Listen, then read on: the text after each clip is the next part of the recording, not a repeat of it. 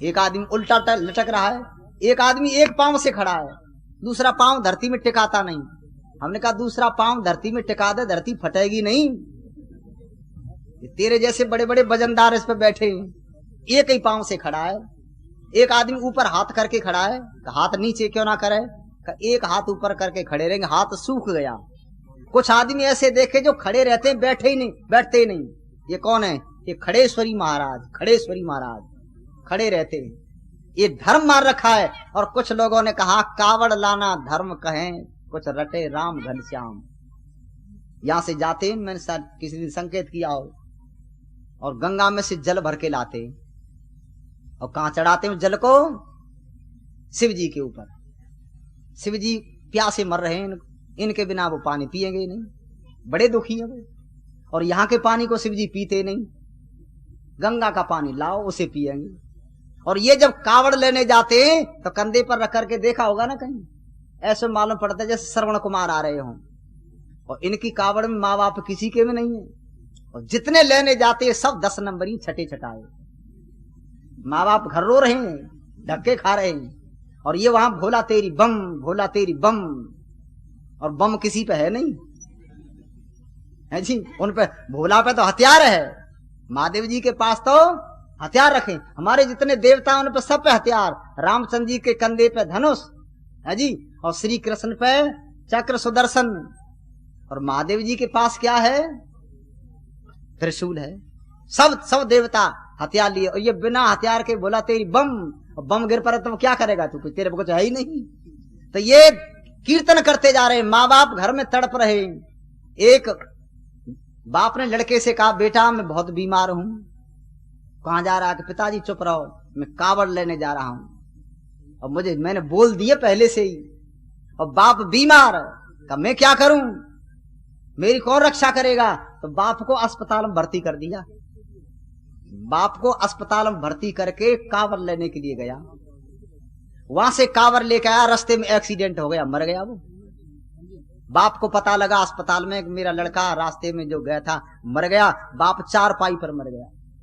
हम खंडन नहीं करते, एक युक्ति और दलील के माध्यम से वैदिक सिद्धांत आपके सामने प्रस्तुत कर रहे हैं। माता पिता घर में तड़पते हैं, और संतान कहीं तीर्थ करने जाए तो कहते वो संतान नरक में जाएगी। माँ बाप दुखी है, संतान तीर्थ करने जाए, उसका तीर्थ नहीं करना चाहिए। तीर्थ क्या है? माता तीर्थ, पिता तीर्थ, और तीर्थ बांधवा तीर्थ तो तुम्हारे घर में है। हमने इनको छोड़ दिया और कावड़ लेने जाते हैं, वहां से जल लाते हैं, और महादेव को जल पिलाते हैं। और माँ बाप जल मांग रहे हैं, इनको पानी नहीं देते। ये हिंदू माँ बाप को पानी जीवित को नहीं देता। कब देता? जब माँ बाप मर जाते, तब मर गए तब। और वो भी पानी मरने के पश्चात भी 1 दिन देते हैं साल भर में। वैसे तो 15 दिन आते हैं कुआर के महीने में, पर 1 दिन अपने माँ बाप को आज हमारे बाप का श्राद्ध है, क्या करो? श्राद्ध करो। पिताजी हमारे बाबा दादा मर के चले गए, उनको कुछ पहुंचाओ। अच्छा इससे पूछो जो मर करके चले गए वो कहाँ चले गए? तेरे पास कोई फोन आया है क्या? कोई चिट्ठी आई है? कोई खबर है? कहाँ गए? जब उधर से कोई खबर इधर नहीं आई तो तेरा ही सामान उनके पास कैसे जा सकता है? उधर से खबर नहीं आई तो तेरा सामान कैसे जाएगा? पर तो यहाँ बहका रखा है। तुम क्या करो? तुम पंडित जी के मुंह में डाल दो, पंडित जी के पेट में डालो, सब उनको मिल जाता है। तो कुआर का महीना आया, इन्होंने क्या किया? दावत बनाई खीर पूड़ी की और छत के ऊपर रख दी। क्या इंतजार कर रहे? हमारे बाबा आएंगे खाने को। अब बाबा तो आते नहीं, कौआ आ जाते। और जो यहाँ करके बैठे सारा कुटुंब क्या कह रहा? आ गए बाबा, दर्शन करो। आ गए बाबा, कौआ खा करके चले गए। और ये भी खा के गया भोजन। वो वही कौआ काग खेत पे जाकर के बैठ गए, मक्का पे बाजरे पे, और ये भोजन करके गया। देखा रे जन कब के लग रहे हैं, सत्यानाश कर दिया खेत का। पत्थर उठाया तो बाबा की खोपड़ी फोड़ दी। 1 घंटे के बाद बाबा की खोपड़ी फोड़ दी। ये हिंदुओं का है कोई धर्म? तो कहते जीवित माता पिता की सेवा करना धर्म है। पर ये जीवित माता पिता को पालनी और मरने के पश्चात उनकी हड्डियों को इकट्ठी करते हैं। हड्डियों को कहाँ ले जाते हैं? हड्डियों को गंगा में डाल दे, हरिद्वार ले जाए। हड्डी बांध ली एक आदमी ने, ज्ञानी राम जी थे, स्वरों के भजनोपदेशक बताया करते। हड्डी बांध करके गठरी में और पीठ के ऊपर गठरी डाल करके चला गया वो। तो कासगंज से जो ही बस में चढ़ा तो सीटें सब भरी थी, वो गैलरी में खड़ा हुआ था। कंडक्टर ने कहा आगे बढ़ो, और सवारी आगे बढ़ी तो उसकी पीठ से किसी आदमी की ये छाती लग गई, ये छाती पीठ से लगी, तो वो गठरी जो बंधी थी वो चुभ गई उसके। तो उसने कहा अरे इसमें क्या बांध रखा है तेने? तो हमारे पिताजी हैं। मैंने कहा पिताजी विदाउट हैं, बिना टिकट हैं, वैसे ही? तो वो घबरा गया, बिना पढ़ा लिखा था। कहना हमारे पिताजी के फूल हैं। वो कहने लगा फूल तो बड़े मुलायम होते हैं, मेरी छाती फट गई होती, ये फूल हैं कैसे? ये क्या फूल हैं? हड्डियों को फूल बताता है, हिंदू है, हड्डियों को फूल। और गंगा में जा करके हड्डियों को नहलाता है, और जीवित माता पिता को ये घूंट पानी नहीं दिया। ये तुम्हारा कुछ धर्म नहीं है, ये अंधविश्वास है। जीवित माता पिता की सेवा करना धर्म था, पर हिंदू भूल करके इनके माँ बाप तड़प रहे हैं, बड़े दुखी हैं, बड़े दुखी हैं। अरे बाप ने कहा लड़के की बहू से कि मेरा जी चाहता है एक कप चाय बना दे, एक कप चाय बना दे। अब बहू ने चाय बना दी, जैसे तैसे बड़ी मुश्किल से बनावे, और चाय बना करके जब दे दी बुढ़े को, पीने लगा तो कहने लगा इसमें मीठा कम है, 1 चम्मच चीनी और डाल दे। तो बहू क्या कहने लगी 18 रुपए किलो का भाव है, तेरी जीभ चटोरी हो गई, मीठा मांगता है अभी। अब उसे क्या पता था, 1 चम्मच चीनी नहीं डाली। और जब बुढ़ा मर गया तब 12 बोरी चीनी की, 12 बोरी। भाई अब क्या करेंगे कि जन्म सुधारेंगे। अच्छा अब जन्म सुधरेगा इसका? जीवित को 1 चम्मच चीनी नहीं, और मरने के पश्चात 12 बोरी ला करके दावत बनाई, लोगों से कहा आओ भोजन करो हमारे घर का। क्यों? हमारा बाप मर गया है। भाई लड़के के विवाह में खुशी हो, दावत खिलाओ, जन्म हो तब, पर किसी का बाप मर गया और तब लोगों को दावत देते हो तो मालूम पड़ता है इस खुशी में तुम लोगों को दावत खिला रहे हो, ये खुशी किस बात की? हम भी नहीं समझते थे मरने के बाद ये लोग दावत क्यों देते, पर कुछ दिन के बाद समझ में बात आ गई हमारे में, कि मरने के बाद क्यों देते। अब आपको बतावें, यहाँ कुछ बैठे हो तो बाप कमरे में नीचे बैठा हुआ है, अब बुढ़ा हो गया बेचारा, खांसी तो आती है, थूकता भी है।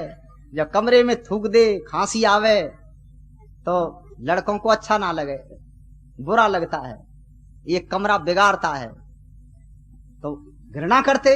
अब बुढ़ापा तो बड़ा बुरा होता है, तो उसे घृणा करते रहे, वो ऊपर रहे और बाप नीचे, आप ऊपर है और बाप नीचे है। तो एक दिन दोनों पति पत्नी क्या कहने लगे, इस बुढ़े ने कमरा घेर रखा है, यदि मर जाए तो 400 रुपए किराए पे उठ जाए, 400 रुपए का नुकसान हो रहा है। अब ये जो है बात, लड़का सुन रहा था, छोटा सा बालक जब नीचे आया, छोटा सा बालक, अब ये बुढ़े के पास जब बच्चे आते हैं ना, बुढ़ों को बड़े अच्छे लगते हैं, उसने गोद में ले लिया, तो उस बुढ़े ने उस बच्चे के लिए 1 रुपया दे दिया, जेब में रखा था। तो बच्चा कहने लगा बाबा एक बात बताऊं? बताओ तुम कब मरेंगे? बुढ़ा कहने लगा मैं 1 रुपया दे रहा हूं, ये मेरे मरने की बात क्यों कहता है? कब बताओ कब मरोगे? उसने 1 रुपया और निकाला, हाथ पर रख करके कहा ये बता, ये बात तू सीख के कहां से आया है? तो लड़का कहने लगा बाबा बताऊं? को बता कि मम्मी और पापा ये कह रहे थे बाबा कब मरेगा, 400 रुपए का नुकसान हो रहा है, कमरा किराए पे उठ जाए। ओहो अच्छा, कमरा बनाया बाबा ने था, एक ईंट नहीं लगाई उन्होंने, बनाया बाबा ने था, और उस कमरे में ये उसको रहने नहीं देते।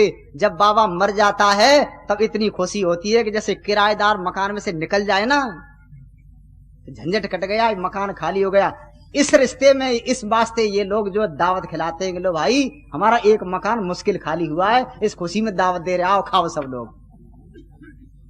घर माँ बाप तड़प रहे हैं। एक कविता लिखा था बहुत दिन पहले मैंने, आती है आवाज चमोर से सुनाई आज, बेटा बाप बहू और सास में लड़ाई है, बेटा से दुखी है बाप, बाप से हैरान बेटा, और बहू सास ने भी दाल न्यारी ही पकाई है। अरे पुत्र के विवाह बाद बाप ले ले वानप्रस्थ, पुत्र के विवाह बाद बाप ले ले वानप्रस्थ, किंतु बाप ने भी टांग ग्रस्त में अड़ाई है, और कहे नरदेव आर्य क्लेश की यही है जड़, आश्रमों की वेद रीत लोगों ने भुलाई है। आचार्य विश्ववंदु शास्त्री कहा करते थे, तुम अपने घरों को बढ़िया बनाना चाहो तो घर में से 2 आदमियों को निकाल दो। किनको? एक 8 वर्ष का बच्चा और 60 वर्ष का बुढ़ा। दोनों से कहो यू कैन गो, अब तुम जा सकते हो। 8 वर्ष के बच्चे को गुरुकुल भेजो और 60 वर्ष के बुढ़े से कहो तुम वानप्रस्थ ले लो। अच्छा, बच्चा जाता नहीं और बुढ़ा घर छोड़ता नहीं तो उस घर में जगह नहीं मिलेगी, फिर उस घर में रोज लड़ाई रहेगी। 60 वर्ष का और 8 वर्ष का जिस घर में रहेगा उस घर में सुख और शांति आ नहीं सकती, क्योंकि आश्रमों की मर्यादा तुमने समाप्त कर दी है। इसलिए बहनों और भाइयों, मैं क्या कह रहा था, धर्म को लोगों ने समझा नहीं, कर्तव्यों का पालन करना ही धर्म है। आप सारे ग्रंथों को पढ़ जाओ, आचार्य सुखदेव जी शास्त्री बैठे हैं, धर्म की परिभाषा स्वामी दयानंद जी महाराज क्या लिखते हैं अपने ग्रंथों में, जो पक्षपात रहित, न्यायाचरण, सत्य प्रिय और वेद के अनुकूल आचरण करना है, इसी को धर्म लिखा है स्वामी दयानंद जी महाराज ने। ये जो पुस्तक है ना छोटी सी, आर्योदय रत्नमाला, उसको कहते हैं धर्म क्या है समझ लो। तुमने धर्म गंगा में नहाना मान लिया, तुमने धर्म को जो है तीर्थों में जाना मान लिया, और पता नहीं क्या क्या धर्म माना है। वह दयानंद कहते हैं धर्म क्या है, कर्तव्य का पालन करना। जो मनुष्य का जो कर्तव्य है, जो कर्तव्य मनुष्य का वेदों में बताया है, उसी कर्तव्य का पालन करना ही धर्म है। इसको लोग समझ नहीं पाए और धर्म को पाखंड का रूप दे दिया। मैं क्या कह रहा था, जीवित माता पिता की सेवा करना धर्म, ये कर्तव्य है। और हमने क्या पाखंड किया, या दावत की। अच्छा, किसी का कोई व्यक्ति मर गया और उसके पास पैसा नहीं है और 12 दिन में ही करना है सब कुछ, ऐसा नहीं फसल आ जाएगी तब करेंगे। फसल आई या ना आई, तुम पे कर्जा चाहे कुछ भी है, तुम्हारे घर में मर गया तो 12 दिन के 13 दिन के अंदर ही, इस क्या कहते हैं उसको, 13 ही कहते हैं, 13 भी कहते हैं। अब उसके पास नहीं है और वो बेचारे गरीब हैं, बाप को लेकर के शमशान भूमि में जा पहुंचे, उन्होंने चिता बनाई, बाप जल रहा है और लड़के रो रहे हैं और बैठे बैठे पगड़वादी क्या कह रहे हैं, आदमी बड़ा बढ़िया था, घर में गरीबी तो जरूर पड़, कुछ करना जरूर पड़ेगा भाई। अब इनकी जीप पे आ रहा है पानी, गरीब तो जरूर था पर कुछ न कुछ करना पड़ेगा। तो ये क्या कहने लगा, इन लड़कों के पास तो कुछ है नहीं, तो क्या कहने लगा, अच्छा गेहूं मैं दे दूंगा। उसने कहा चीनी में दे दूंगा। वह देने वाले भी तैयार हैं, लड़के बाप को रो रहे हैं और ये योजना बना रहे हैं, खाने की योजना, शमशान भूमि में। वहां से आकर के फिर जबरदस्ती 12 दिन के अंदर ही उन पर 13 ही करवाते हो। ये एक तो वो घर से बाप मर गया और लड़के कर्जे में मार दिए। ये कोई धर्म नहीं है, ये हिंदुओं के अंदर आया, ये पहले नहीं था। रामचंद्र जी के पिताजी मरे, राजा दशरथ, बताओ 13 ही की हो किसी ने? वो तो वन में घूम रहे हैं, है कोई 13 करने वाला? और राम के भक्त बनते हो और तुम सारा गलत काम करते हो। महाभारत की लड़ाई में बहुत मरे, एक की 13 ही ना हुई। बताओ किसी की हुई हो? बड़े बड़े पिता में मारे गए, बड़े बड़े बलवान, पर हम उनके नाम को लेते हैं और सारे गलत काम करते हैं। ये केवल लोगों ने स्वार्थ के लिए बनाया है। हम तेरे यहां खाने गए तो तू हमें खिला, ये कोई धर्म भी नहीं है। मैं ये कहा करता हूं, भोजन किसको दो? जिसको भोजन की जरूरत है। और हम किसको देते हैं? हम अपनी मान प्रतिष्ठा के लिए भोजन उनको देते हैं जिनको भोजन की जरूरत नहीं है। अच्छा, लड़के का विवाह किया आपने, तो आपने निमंत्रण पत्र छपवाए और कहां भेजे? मास्टर साहब को, एक डॉक्टर साहब को, सरपंच साहब को, प्रधान को। अच्छा, यही भूखे आदमी है देश में, और कोई भूखे नहीं है? ये जो निमंत्रण दे रहे आदमी भूखे हैं। भूखे को भोजन खिलाना धर्म था, पर लोगों ने धर्म का अर्थ ही नहीं समझा, पाखंड फैला। लो आखिरी लाइन सुना दूं, धर्म किसे कहते हैं। स्वामी जी महाराज जो दर्शनों की बात सुनाते हैं ना, स्वामी सतपति जी महाराज बहुत बढ़िया बात कहते हैं। दर्शनों में ही लिखा है कि धर्म क्या कहते हैं, यतो अभ्युदय निश्रेय सिद्धि सा धर्म है। जिस काम के करने से इस लोक में उन्नति हो, सुनो धर्म की साधारण परिभाषा, जिस काम के करने से इस लोक में उन्नति हो और मरने के बाद में परलोक में भी उन्नति हो, वह है धर्म। इसलिए क्या लिखा है, जो जग उन्नत निज मुक्ति और मानवता सिखलाता है, जो जग उन्नत निज मुक्ति मानवता सिखलाता है।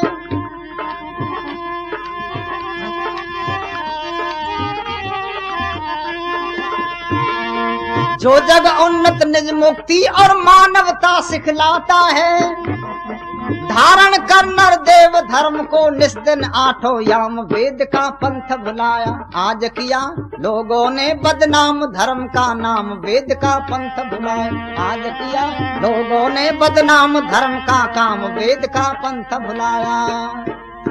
और एक सरल कर दिया। एक नीतिकार कहता है धर्म क्या है, आत्मानम प्रतिकूलानी परेशान समाचरित, जो व्यवहार तुमको अच्छा लगता हो वह तुम औरों के साथ करो, और जो अच्छा तुम्हें नहीं लगता वो औरों के साथ मत बरतो। ये सरल परिभाषा महाभारतकार ने बताई। यह है धर्म, पर हम इसको अपना लेते तो देश का कल्याण हो जाता। हम जो व्यवहार चाहते वो औरों के साथ करते नहीं, औरों के साथ बरतते नहीं, इसको अपना लेते तो देश का कल्याण होता। बहनों और भाइयों, ये धर्म का सरल अर्थ है, कर्तव्य का पालन करना ही धर्म है। इसे जिसने धारण किया वो व्यक्ति महान बन गया है। थोड़ी सी चर्चा गीतों के माध्यम से की।